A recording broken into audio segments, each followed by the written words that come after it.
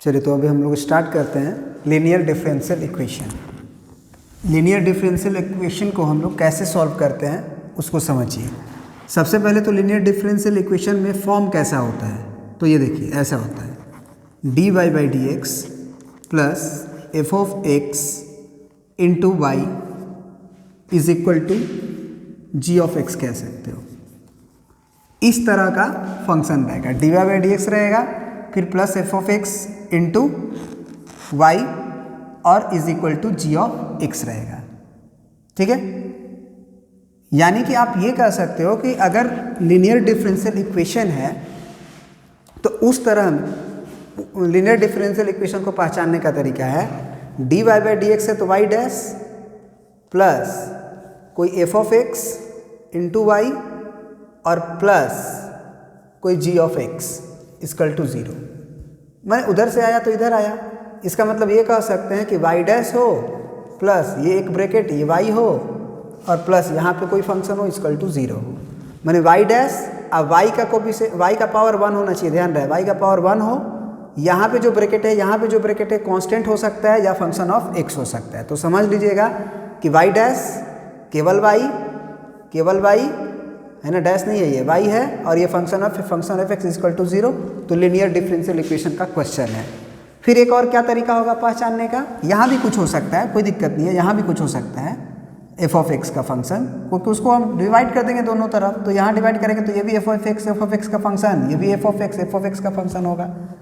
या फिर अगर हम ये कहें कि वाई डैश को अकेला कर दें ऐसे, है ना, तो y dash is equal to क्या नजर आएगा, वाई का फंक्शन ऐसे माइनस प्लस तो अरेंज कर ही लेंगे, प्लस ये फंक्शन ये फंक्शन। तो अगर D Y by D x is equal to y का कोफिशिएंट केवल वाई होना चाहिए, साइन वाई नहीं, टेन वाई नहीं, लॉग वाई नहीं, केवल वाई, लीनियर इन वाई। यहाँ जो फंक्शन हो वो एक्स का फंक्शन हो, यहाँ जो फंक्शन हो एक्स का फंक्शन हो, यहाँ जो फंक्शन हो एक्स का फंक्शन हो या कांस्टेंट का फंक्शन हो। तो इन 3 तरह का ऑब्जर्वेशन है। कभी भी क्वेश्चन में इस तरह है y dash linear function of x into y, फिर मतलब वाई का कोई कोफिशिएंट फिर एक्स ये एक्स, या फिर y dash plus y into f x x. तो ये पहचान है लीनियर डिफरेंशियल इक्वेशन का। इसको बनाने का क्या प्रोसीजर होता है, तो इसमें हम लोग क्या करते हैं कि एक इंटीग्रेटिंग फैक्टर जनरेट करते हैं खुद से, इंटीग्रेटिंग फैक्टर जिसको कि हम लोग IF के नाम से जानते हैं। और वो IF क्या होता है, ध्यान से देखिएगा IF क्या होता है, dy बाई डी एक्स का कोफिशिएंट 1 बनाने के बाद, dy बाई डी एक्स का कोफिशिएंट बनाने के बाद केवल जो y का कोफिशिएंट है बगल में उसको हम लोग e के पावर में इंटीग्रेट करते हैं, integration of F x D X, E का पावर इंटीग्रेशन ऑफ y का जो कोफिशिएंट है एफ एक्स डी एक्स। ये कब, जब dy बाई डी एक्स का कोफिशिएंट 1 बना लो, y का केवल कोफिशिएंट रहना चाहिए और उधर कुछ भी हो कोई दिक्कत नहीं है, जी ऑफ एक्स हो। This is integrating factor. अब हम लोग क्या करते हैं कि इसी इंटीग्रेटिंग फैक्टर से सब में मल्टीप्लाई करते हैं, माने इसमें दोनों तरफ। तो क्या हो जाएगा equation, integrating factor into D Y by D x is equal to integrating factor into f x into y is equal to integrating factor into g of x. अब इंटीग्रेटिंग फैक्टर क्या है, तो वो है ई का पावर, ध्यान से समझिएगा नहीं तो समझ में नहीं आएगा, है ना, ई का power integration of F x D x और D Y by D x is equal to यहाँ पे लिख रहे हैं, एक्चुअली यहाँ पे तो प्लस है ना, प्लस, तो ये हो गया आपका प्लस, फिर इंटीग्रेटिंग फैक्टर ई का power integration of F x D x और यहाँ है f of x into y is equal to ji of x into integrating factor का मतलब ई का power integration of F x D x. पहचानने में बड़ी बच्चे गलती करते हैं इंटीग्रेटिंग फैक्टर को। इंटीग्रेटिंग फैक्टर में ध्यान रखना पड़ता है कि D Y by D x का कोफिशिएंट 1 बनने के बाद y का जो कोफिशिएंट LHS में होता है वो, अगर यहाँ माइनस भी होता तो ये पूरा माइनस लेते, प्लस है तब तो कोई दिक्कत है नहीं। ठीक है, तो ये हो गया आपका ये चीज़। अब इसको तुम ऑब्जर्व करो, दोनों तरफ इंटीग्रेशन लगाने जा रहे हैं, यहाँ पे ऑब्जर्व करना है। This is the most observation. अगर इसको ध्यान से देखो, इसको ध्यान से देखो, तो ये नहीं लग रहा है ऐसा नहीं लग रहा है कि इस y का डिफरेंशिएशन यहाँ है dy बाई डी एक्स, है ना, ये y है तो इसका डिफरेंशिएशन ये है, और ये यदि आप e का power integration of F x D x मान रहे हो तो इसका डिफरेंशिएशन क्या होगा, e का पावर का डिफरेंशिएशन क्या होता है, e का पावर इनटू फिर पावर का डिफरेंशिएशन। तो अगर पावर है integration of F x D x, जरा सोचो, पावर है e का power integration of F x D x, अगर हम इसको डिफरेंशिएट करने का कोशिश करें तो क्या होगा, e का पावर का पहले e का पावर होता है जो भी हो एफ एक्स डी एक्स, फिर पावर का करेंगे तो पावर क्या है, integration of F x D x. तो इसका मतलब उसका डिफरेंशिएशन क्या होगा, सिंपल सी बात है कि जब इसको इंटीग्रेट करोगे तो इंटीग्रेट करने के बाद डिफरेंशिएशन करोगे ना, ये इंटीग्रेशन है ना ऊपर, तो मान लो इस पूरे फंक्शन का इंटीग्रेशन kx आ रहा है, तो हम पूछेंगे कि उस kx का डिफरेंशिएशन क्या था, kx का डिफरेंशिएशन क्या होगा, तो ये fx ही होगा ना, क्योंकि रिवर्स प्रोसेस होता है, रिवर्स प्रोसेस होता है, तो ये हो जाएगा fx। तो हूबहू यही चीज़ यहाँ पे आ रहा है कि अगर हम इस e का power integration of F x D x को अगर डिफ्रेंशिएट करें तो ये e का power integration of F x D x और फिर इनटू में ये एफ एक्स।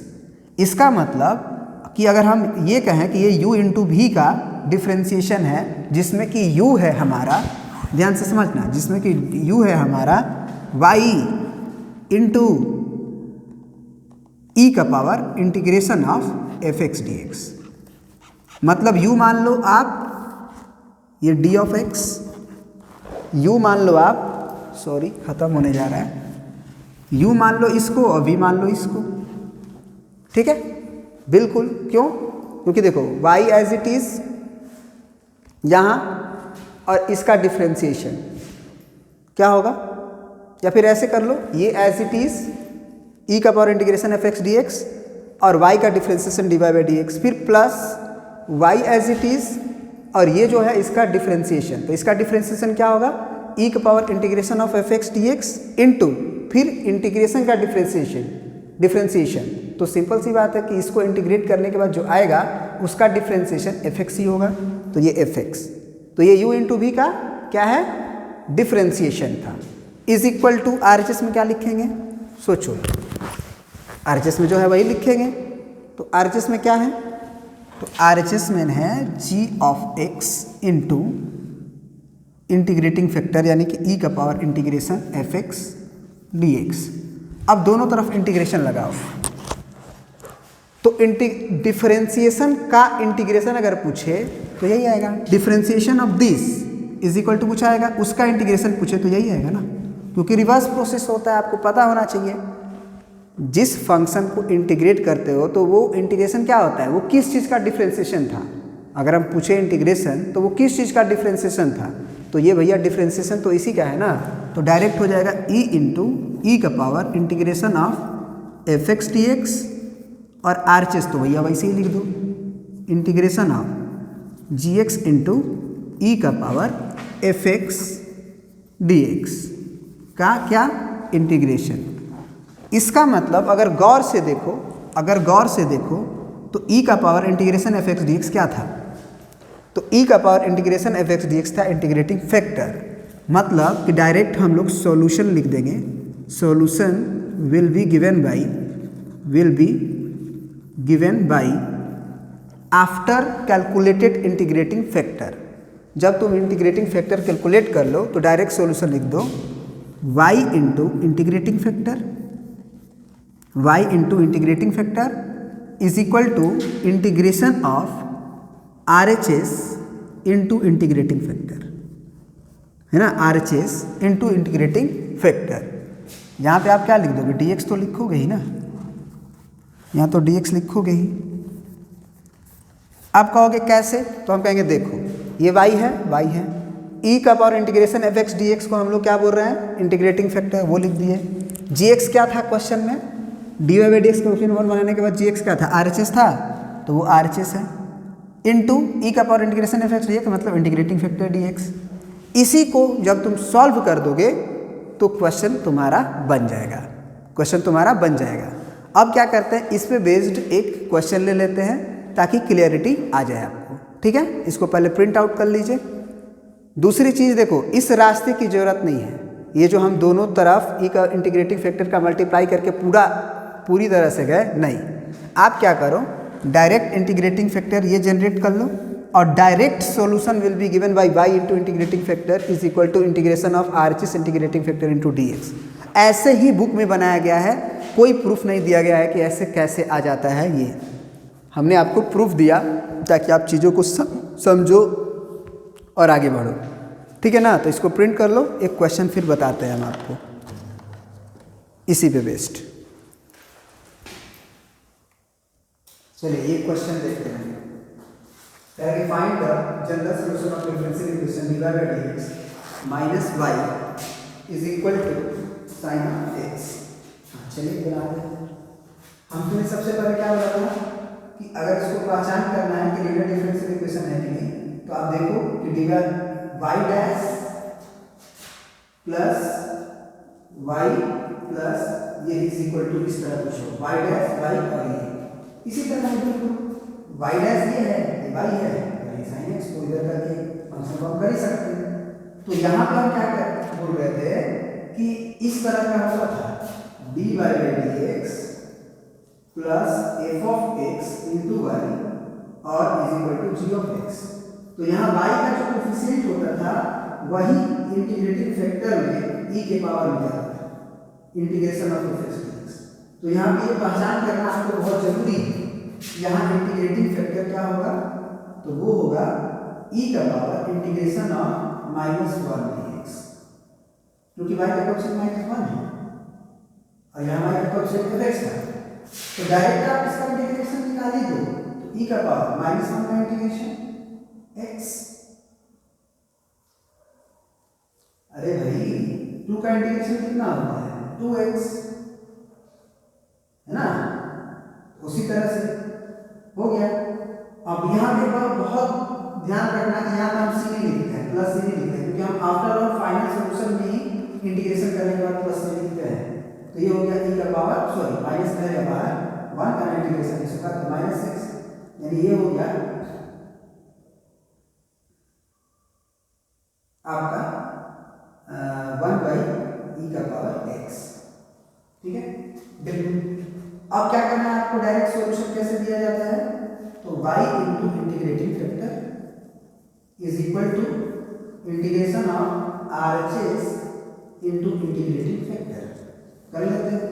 तो y इंटू इंटीग्रेटिंग फैक्टर क्या है, तो वो है e का पावर -x, वही लिखो, is equal to integration of R H S क्या है, वो sin x, तो लिख दिए sin x into integrating factor क्या है, तो e का पावर -x, dx हमेशा लिखते हैं, याद रखना dx। अब इसको इंटीग्रेट करना है, कर लेंगे u इंटू v फॉर्म से, है ना, u इंटू v फॉर्म से। चलिए कर रहे हैं, चलिए देखते हैं। अब इसमें आपको u इंटू v फॉर्म से इंटीग्रेट करना होगा बाई पार्ट से, और बाई पार्ट आपको आना चाहिए। नहीं आया तो आपका प्रॉब्लम है ना। फर्स्ट फंक्शन किसको मानते हैं, सेकेंड फंक्शन किसको मानते हैं, ये सब आना चाहिए। देखिए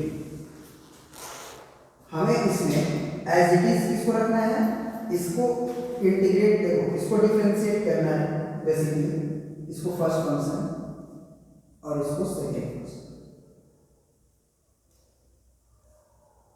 नहीं इसको फर्स्ट फंक्शन में, इसको सेकेंड फंक्शन में, इसको इंटीग्रेट करना है, इसको फर्स्ट फंक्शन। वैसे आई को तो हेल्प करते हैं, INATE है ना, एक्सपोनेंशियल हमेशा सेकेंड फंक्शन बाद सबसे लास्ट और ट्रिग्नोमेट्रिकल उसके पहले, ठीक है ना। तो ये कितना हो जाएगा, y इंटू e का power -x is equal to, या एक काम करो अलग से i बराबर मान के बनाओ, इंटीग्रेशन ऑफ क्या लिखा हुआ है, तो sin x इंटू e का पावर -x dx, तो इसमें क्या मानना है, इसको सेकेंड फंक्शन, इसको फर्स्ट फंक्शन। तो first function as it is रखते हैं, सेकेंड फंक्शन का इंटीग्रेशन करते हैं। तो इसका इंटीग्रेशन क्या होगा, तो e का पावर माइनस एक्स का e का पावर माइनस एक्स डिवाइडेड बाई जो लीनियर होता है उससे डिवाइड, फिर माइनस, फिर बड़ा सा इंटीग्रेशन जो साइन एक्स है उसका डिफरेंशिएशन cos x, और ये जो इंटीग्रेशन आया उसका वापस से इंटीग्रेशन, फिर माइनस माइनस प्लस और e का पावर माइनस एक्स dx। ठीक है, ये i बराबर है, फिर से i बराबर कितना हो जाएगा, माइनस साइन एक्स इंटू ई का पावर माइनस एक्स, फिर प्लस, फिर इसको हम क्या मानेंगे, सेकेंड फंक्शन, इसको फर्स्ट फंक्शन।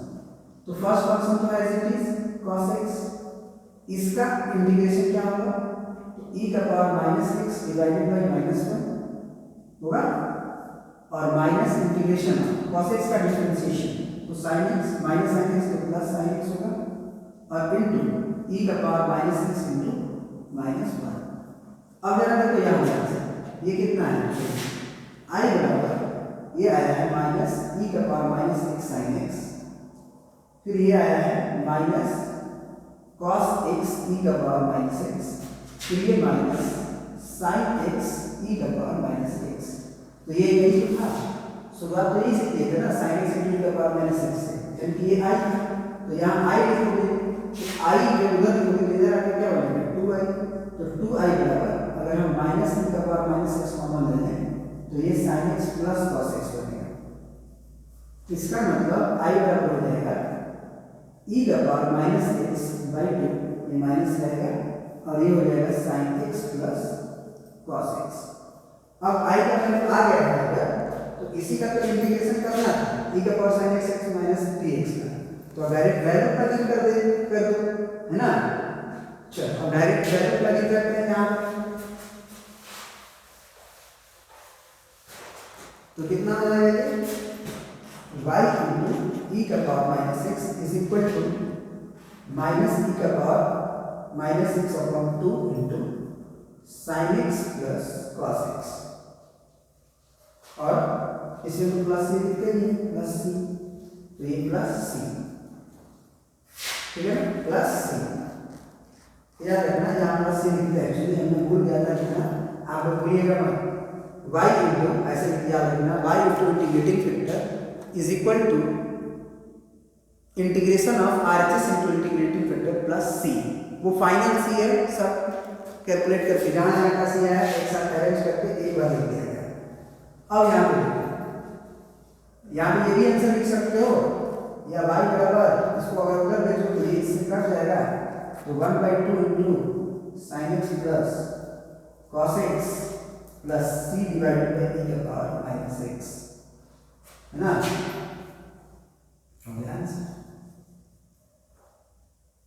अब माइनस को ऊपर करना चाहते हो, है ना, माइनस को ऊपर करना चाहते हो तो ये c इंटू e का पावर एक्स हो जाएगा, ये आप क्या लिख सकते हो 1/2 sine x plus cos X into C into ई का पावर एक्स, है ना, प्लस में हो गया final answer, general solution this is, ठीक है ना, this is your general solution, क्योंकि इसमें डिफरेंशिएशन नहीं है और एक कांस्टेंट तो आई है। तो इस तरह से हम लोग लीनियर डिफरेंशियल इक्वेशन को बनाते हैं, ठीक है। अब एक काम करते हैं, चलिए एक क्वेश्चन हम लोग और भी सॉल्व करते हैं, ठीक है। और वो ये क्वेश्चन है कि solve the differential equation sine x into D Y by D x plus y into cos x is equal to sine of 2x, बिल्कुल साइन ऑफ 2x।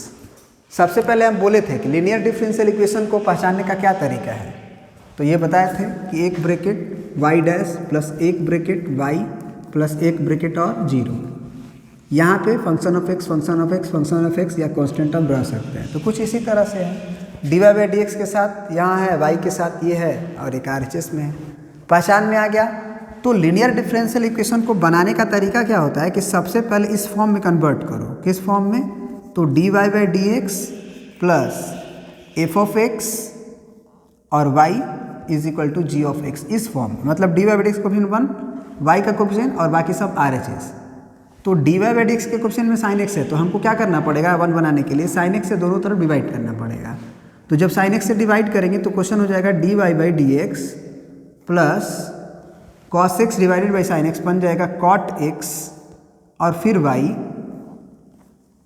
और is equal to sine 2x divided by sine x, sine 2x divided by sine x.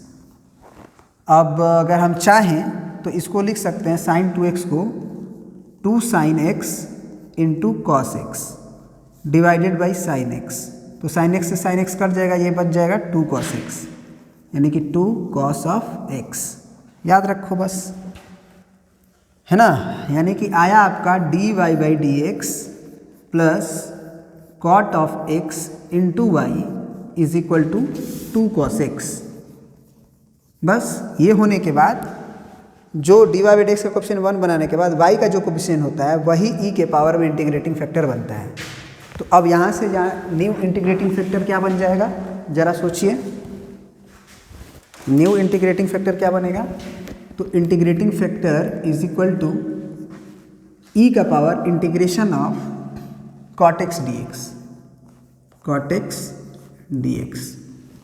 अब integration of cot X क्या होता है ये आपको पता होना चाहिए। अगर नहीं पता है तो आप देख लो, ln sin x अगर लिखते हो तो इसका differentiation 1 by sine x into sine x का डी कॉस एक्स, ठीक है। मतलब हम सही जा रहे हैं। मतलब e का पावर इसका जो इंटीग्रेशन होता है वो होता है ln sin x, है ना, ln sin x, ठीक है। तो ये क्या हो जाएगा, यहाँ भी e छुपा है, यहाँ भी e छुपा है, तो दोनों का अगर बेस सेम है e तो ये डायरेक्ट हम लोग पावर के ln का कोएफिशिएंट 1 है अगर, तो डायरेक्ट हम लोग sin x के बराबर लिख सकते हैं। तो इस तरह से इंटीग्रेटिंग फैक्टर क्या आया, sin x। तो डायरेक्टली सॉल्यूशन गिवन बाई लिखा जाता है, solution will be given by कैसे, तो डायरेक्ट फार्मूला याद रखो। क्या होता है फार्मूला, तो वो होता है y into integrating factor is equal to integration of R H S into integrating factor d x. तो y इंटू इंटीग्रेटिंग फैक्टर क्या है, तो वो है साइन एक्स, तो हो गया sine x is equal to integration of R H S. तो आर एच एस क्या है, तो आर एच एस ये है d Y by D x coefficient 1 बनाने के बाद जो होता है वो आर एच एस वाई के कोएफिशिएंट के बाद, तो 2 कॉस एक्स है और इंटू इंटीग्रेटिंग फैक्टर क्या है वो साइन एक्स। तो 2 sign x into cos x integration of sine 2x, हाँ प्लस से लिखते हैं y इंटू साइन एक्स, ठीक है, प्लस सी डी एक्स तो लिखते ही हो तुम, डी एक्स तो लिखते ही हो तुम, याद रखना ऐसा भूलना मत। y into sine x is equal to sine 2x का इंटीग्रेशन क्या होगा, minus cos 2x upon 2 plus C. अब यहाँ पे तुमको ये एक चीज़ दिया हुआ है कि when given that y is equal to 0 when x is equal to pi by 2, तो यदि x is equal to pi by 2 डालोगे तो y का वैल्यू 0 आएगा, नहीं डाल दो x is equal to pi by 2, तो ये तो भैया 0 हो गया और इंटू 1 इज इक्वल टू ये कितना हो जाएगा, x का वैल्यू 0 डालना है ना एक्चुअली, नहीं पाई बाई 2 डालना है, तो पाई बाई 2 डालोगे तो 2 से 2 कटेगा पाई, कॉस पाई माइनस वन और ये माइनस प्लस, यानी कि 1/2 प्लस सी, यानी सी का वैल्यू आ गया आपका -1/2। अब ये सी का वैल्यू आ गया तो उसने सॉल्यूशन पूछा था, तो वो बस इसलिए पूछा था क्योंकि आप जो सॉल्यूशन बताओ फाइनल आंसर आने के बाद सी के साथ, और सी का वैल्यू -1/2 आया हुआ है, तो इसका सॉल्यूशन क्या हो जाएगा, डायरेक्ट हम क्या लिख देंगे कि solution will be given by, या सॉल्यूशन इज इक्वल टू ऐसे y इज इक्वल टू लिख दो आप -2 sign x into cos x, लिख सकते हो ना, ना गलती कर रहे हैं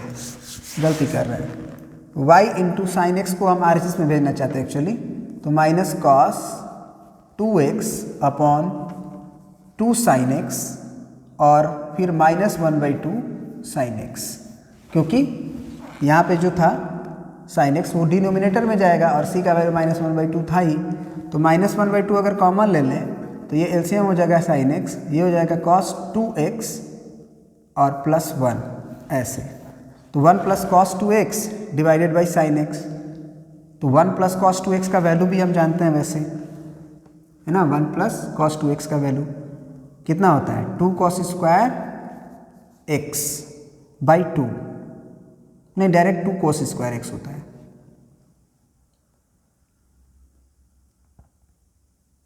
बिल्कुल, और डिवाइडेड बाई साइन x, ये 2 माइनस ये 2 से 2 कट जाएगा, यानी कि cos square x by sine x आपका फाइनल आंसर होगा। थोड़ा अगर कैलकुलेशन मिस्टेक होगा तो आप रीअरेंज कर लो।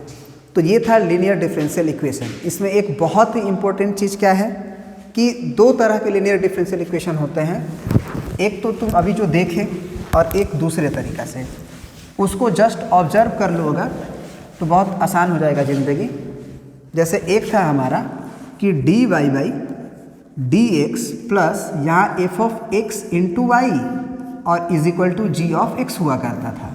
तो इसका सॉल्यूशन अगर D Y by D x है तो क्या दिया जाता था, पहले तो इंटीग्रेटिंग फैक्टर निकाला जाता था और वो होता था इंटीग्रेशन ई का पावर इंटीग्रेशन ऑफ वाई का जो कोफिशिएंट है एफ एक्स डी एक्स, है ना। और सॉल्यूशन दिया जाता था कैसे, solution is equal to y into integrating factor is equal to integration of R H S into integrating factor into d x, ऐसे दिया जाता था, है ना। अब क्या करना है कि ये तो पहला हुआ, दूसरा कभी कभी क्या होता है, हो सकता है ऐसे d x over d y दिया हो प्लस यहाँ y की जगह पे x का कोफिशिएंट अब देगा। जैसे dx ओवर dy है, dy बाई dx है तो y का कोफिशिएंट दिया था, dx ओवर dy होगा तो x का कोफिशिएंट देगा। अब यहाँ पे क्या होगा, f ऑफ y का फंक्शन देगा, f ऑफ y का फंक्शन देगा और इक्वल टू यहाँ g ऑफ y का फंक्शन देगा। तो इसका जो फाइनल सॉल्यूशन जो होगा इंटीग्रेटिंग फैक्टर होगा अगर जो, वो होगा e का power integration of f y d y, अब लिखेंगे एफ वाई डी वाई लिखेंगे अब, ठीक है। और इसका सॉल्यूशन कैसे दिया जाएगा, तो डायरेक्ट याद रखना solution will be given by, है ना, ऐसे ही y इंटू इंटीग्रेटिंग फैक्टर हुआ करता था ना, तो अब x इंटू इंटीग्रेटिंग फैक्टर होगा और is equal to integration of R H S into integrating factor. अब इस इंटीग्रेटिंग फैक्टर किस चीज़ का है, y का, तो यहाँ पे dx लिखने की बजाय dy लिखेंगे और आर एच एस क्या होगा, ये gy। तो ये भी याद रखना क्योंकि कभी कभी क्वेश्चन क्या होता है ना, इस तरह नज़र ना आके d Y by D x का कोफिशिएंट नज़र ना आके इस तरह से नज़र आता है, ऐसे d x over d Y और यहाँ कोई कोफिशिएंट प्लस यहाँ कोई कोफिशिएंट इंटू एक्स नज़र आता है, डी एक्स है तो एक्स नज़र आएगा, अब प्लस ऐसे। तो ऐसे देख के समझना चाहिए कि d x over d y है, एक्स है और ये है, तो हम इसको लीनियर डिफरेंशियल इक्वेशन में d x over d y वाला से बना सकते हैं। उसके लिए तुम क्या करना कि सबसे पहले dx ओवर dy का कोफिशिएंट 1 बनाना, फिर x का कोफिशिएंट बनाना, बाकी सब आरएचएस में रखना। x का कोफिशिएंट होगा इंटीग्रेटिंग फैक्टर वाला कहानी, और इंटीग्रेटिंग फैक्टर याद करो, integrating factor is equal to E का power integration of F x D Y और सॉल्यूशन दिया जाएगा x into integrating factor is equal to integration of R H S into integrating factor into D Y. अगर कहोगे तो इस पर भी हम क्वेश्चन बना देंगे, लेकिन थोड़ा लेट हो चुका है और ये वीडियोज़ भी आपका 28 मिनट का बन चुका है। तो अगले क्लास में हम लोग अब तो क्वेश्चन ही क्वेश्चन करना है क्योंकि थ्योरी टोटली ख़त्म हो चुका है। अब अगले चैप्टर में, अगले टॉपिक में जो बच्चों के क्वेश्चन डाउट्स आए हुए हैं वो करेंगे और फिर हम आप लोगों को बताएंगे और भी क्वेश्चंस जो exam of point of view से बहुत ही इंपॉर्टेंट होंगे, ठीक है। तो अब तक इतना ही, thank you, tata, bye bye.